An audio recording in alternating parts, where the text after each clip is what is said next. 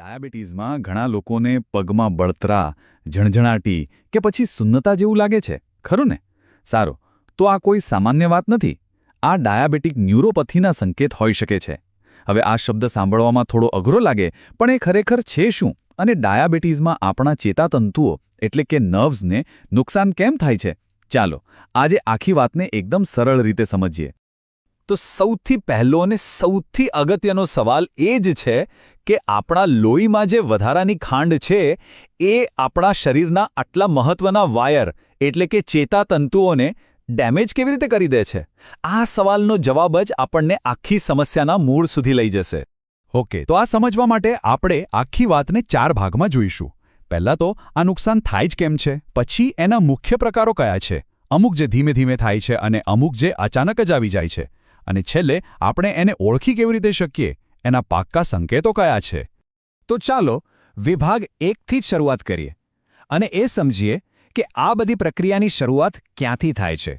જુઓ, જ્યારે લોહીમાં સુગર લાંબો સમય સુધી હાઈ રહે ત્યારે આપણા નર્વ સેલ્સની અંદર 4 ગડબડ થાય છે. પહેલું, આ વધારાની ખાંડ સોર્બિટોલ નામના એક પદાર્થમાં બદલાઈ જાય છે અને આ સોર્બિટોલ સેલની અંદર જમા થઈને એને ઝેરની જેમ નુકસાન પહોંચાડે છે. બીજું, સુગર પ્રોટીન સાથે ચોંટીને એજીએસ નામના ખરાબ તત્વો બનાવે છે જે લોહીની નળીઓને કડક કરી નાખે છે. ત્રીજું, ઓક્સિડેટિવ સ્ટ્રેસ વધે છે જે સેલને અંદરથી જ ખતમ કરવા લાગે છે અને આ બધાનું પરિણામ નર્વ સુધી જે લોહી પહોંચવું જોઈએ એ પહોંચતું નથી અને શરીરના સૌથી લાંબા નર્વ્સ જે આપણા પગના તળિયા સુધી જાય છે એ સૌથી પહેલા આનો ભોગ બને છે. સારું, તો હવે આપણે કારણ તો સમજી ગયા. હવે જોઈએ કે આ નુકસાનના લક્ષણો દેખાય કેવા છે. ચાલો સૌથી સામાન્ય પ્રકારોથી શરૂઆત કરીએ. પહેલો પ્રકાર છે લાર્જ ફાઇબર ન્યુરોપેથી. આ એવા મોટા ચેતાતંતુઓ છે જેનું કામ છે વાઇબ્રેશન ફીલ કરવાનું અને મગજને કહેવાનું કે આપણું શરીર અત્યારે કઈ પોઝિશનમાં છે. હાલે જો, આ જ ફાઇબર નબળા પડી જાય તો શું થાય? બેલેન્સ બગડી જાય, ખાસ કરીને જ્યારે અંધારામાં ચાલવાનું હોય ત્યારે. આ તકલીફવાળા લોકો ઘણીવાર જે અનુભવે છે એને એક જ વાક્યમાં કહે છે, એવું લાગે છે જાણે રૂના ઢગલા પર ચાલતા હોઈએ. આનો મતલબ એ છે કે જમીનનો સ્પર્શ જ નથી થતો, જેના કારણે ચાલવામાં ખૂબ જ અસ્થિરતા આવે છે. હવે આનાથી એકદમ ઉલટો અનુભવ એ છે સ્મોલ ફાઇબર ન્યુરોપથી. આમાં નાના ચેતાતંતુઓ પર અસર થાય છે જે દુખાવો અને તાપમાન અનુભવવા માટે જવાબદાર છે. અહીં સંવેદના જતી નથી, પણ ખોટી અને ખૂબ જ તીવ્ર સંવેદનાનો અનુભવ થાય છે. અને આની ફરિયાદ કેવી હોય ખબર છે? ખાસ કરીને રાત્રે પગના તળિયામાં આગ લાગી હોય એવી બળતરા થાય છે.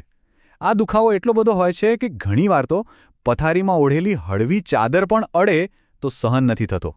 તો જુઓ, આ બંને વચ્ચેનો તફાવત એકદમ સાફ છે. એક બાજુ છે લાર્જ ફાઇબર, અહીં સુન્નતા અને બેલેન્સની તકલીફ છે અને જે ઘૂંટીની રિફ્લેક્સ છે એ જતી રહે છે. બીજી બાજુ છે સ્મોલ ફાઇબર, અહીં બળતરા અને દુખાવો મેઇન છે, પણ શરૂઆતમાં રિફ્લેક્સ નોર્મલ હોઈ શકે કેમ કે મોટા ફાઇબર્સ હજી બરાબર કામ કરતા હોય છે. અત્યાર સુધી આપણે જે વાત કરી એ ધીમે ધીમે થતી સમસ્યાઓની હતી, પણ અમુકવાર ડાયાબિટીક ન્યુરોપેથી કોઈ વોર્નિંગ વગર અચાનક જ એટેક કરે છે. ચાલો એવા પ્રકારો જોઈએ.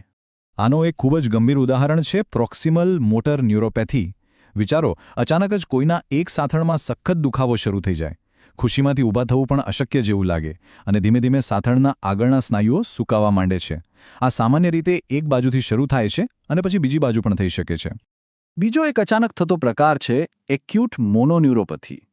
મોનો મતલબ એક, એટલે કે આમાં શરીરનો કોઈ એક જ નર્વ અચાનક કામ કરતો બંધ થઈ જાય છે. સૌથી કોમન એક્ઝામ્પલ છે આંખના સ્નાયુઓને કંટ્રોલ કરતો ત્રીજો ક્રેનિયલ નર્વ. આના લીધે શું થાય? અચાનક બધું ડબલ દેખાવા લાગે અને એક આંખનો પોપચો નીચે પડી જાય. હા, સારી વાત એ છે કે આ લગભગ 3-4 મહિનામાં પોતાની મેળે સારું થઈ જાય છે. અને અહીંયા એક બહુ જ રસપ્રદ ક્લુ મળે છે જેને કહેવાય પ્યુપિલ સ્પેરિંગ. મતલબ કે ડાયાબિટીસને લીધે જ્યારે આવો લકવો થાય ત્યારે આંખની કીકી પર કોઈ અસર નથી થતી, એ નોર્મલ જ રહે છે. આવું કેમ? કારણ કે ડાયાબિટીસ નર્વની અંદરના ભાગને એટલે કે એના કેન્દ્રને નુકસાન કરે છે, જ્યારે કીકીને કંટ્રોલ કરતા ફાઇબર્સ બહારની બાજુએ હોય છે અને એ બચી જાય છે. આ ડાયાબિટીસની એકદમ ક્લાસિક નિશાની છે. ઓકે, તો હવે આપણે છેલ્લા વિભાગ પર આવી ગયા છીએ. ચાલો આ બધી માહિતીને ભેગી કરીને એ મુખ્ય સંકેતો જોઈએ જે નિદાનમાં સૌથી વધુ કામ લાગે છે. આ આખા વિશ્લેષણમાંથી જો ખાલી એક જ વાત યાદ રાખવાની હોય ને તો એ આ છે. ડાયાબિટીક ન્યુરોપેથીનો સૌથી અર્લી સંકેત છે ઘૂંટીની રિફ્લેક્સનું જતું રહેવું. બસ. કેમ કે પગ સુધીના નર્વ્સ સૌથી લાંબા છે એટલે નુકસાનની શરૂઆત ત્યાંથી જ થાય છે અને આ રિફ્લેક્સ સૌથી પહેલા અસર પામે છે. આ ટેબલ બધી વાતને એકદમ સરસ રીતે સારાંશમાં બતાવે છે.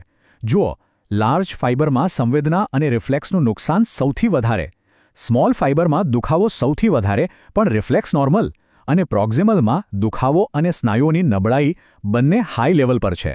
આ ટેબલથી દરેક પ્રકારની ખાસિયત મગજમાં બરાબર બેસી જશે. તો ચાલો ફટાફટ આજના મુખ્ય મુદ્દાઓ રિવાઇઝ કરી લઈએ. સૌથી કોમન પ્રકાર છે પગ અને હાથમાં એકસાથે.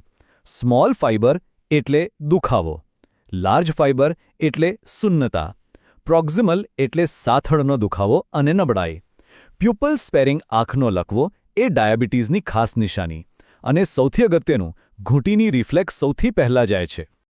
અને છેલ્લે એક સવાલ જે વિચારવા જેવો છે, આ બધા લક્ષણોને વહેલાસર ઓળખવા આટલા જરૂરી કેમ છે? એટલા માટે કે જો આપણે આ સંકેતોને શરૂઆતમાં જ પકડી લઈએ અને શુગરને કંટ્રોલમાં લાવીએ તો આગળ થતા મોટા નુકસાનને અટકાવી શકાય છે. આનાથી પગમાં ન રૂજાતા ઘા, પડી જવાનું જોખમ અને સતત રહેતી પીડા જેવી ગંભીર તકલીફોથી બચી શકાય છે. આ નાની જાગૃતિ આપણા જીવનની ગુણવત્તાને બચાવી શકે છે.